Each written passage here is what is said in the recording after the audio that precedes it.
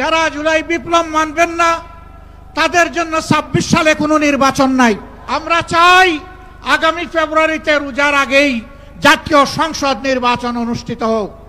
আমাদের দাবি খুব বেশি নয়, অস্পষ্ট নয়, দাবি কম, খুবই সুস্পষ্ট। ১ নম্বর দাবি হচ্ছে জুলাই বিপ্লবকে স্বীকৃতি দিতে হবে। যারা জুলাই বিপ্লব মানবেন না তাদের জন্য ২৬ সালে কোনো নির্বাচন নাই। ২৬-এর নির্বাচন দেখতে হলে আগে জুলাই বিপ্লবের স্বীকৃতি লাগবে।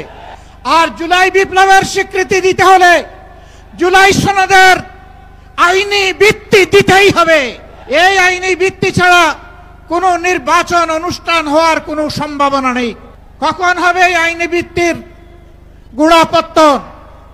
এদেশের মুক্তিকামী মানুষের কথা একটাই, জাতীয় সংসদ নির্বাচনের আগে গণভোট অনুষ্ঠিত হতে হবে।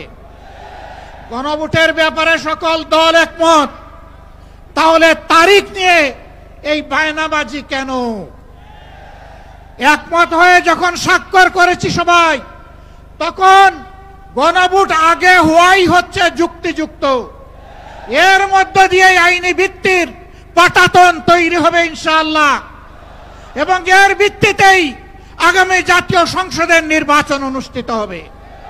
ওই নির্বাচন যখন অনুষ্ঠিত হবে তখন আর কোনো সংশয় সন্দেহ থাকবে না।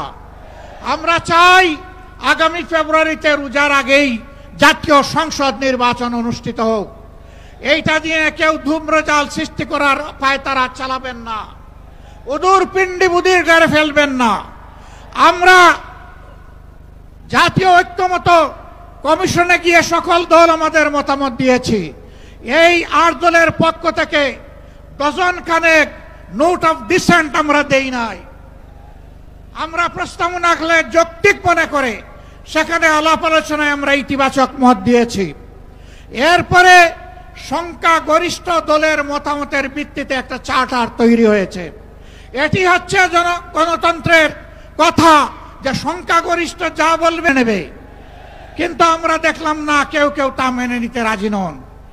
জুলাই সনদেই যদি আপনি গণতন্ত্রের প্রতি শ্রদ্ধা না দেখান, জাতীয় নির্বাচনে আপনি শ্রদ্ধা দেখাবেন কিভাবে?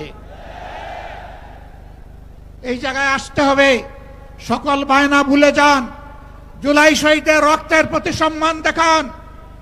জুলাই করেছে বুক টাট করে, যারা এখনো দুঃখে দুঃখে কষ্ট করছে, মেহরবানি করে তাদের বুকের ভাষা বুঝার চেষ্টা করুন।